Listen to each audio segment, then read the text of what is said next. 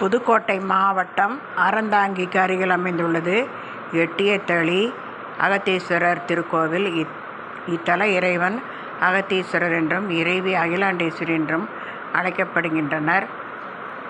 இக்கோவிலில் உள்ள தட்சிணாமூர்த்தி கல்யாண தட்சிணாமூர்த்தி என்று அழைக்கப்படுகிறார்.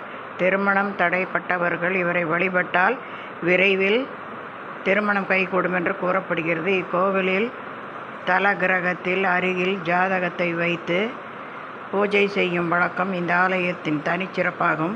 புதுக்கோட்டை மாவட்டம் அறந்தாங்கியிலிருந்து 5 கிலோமீட்டர் தொலைவில் எட்டியத்தளி அகத்தீஸ்வரர் ஆலயம் அமைந்துள்ளது.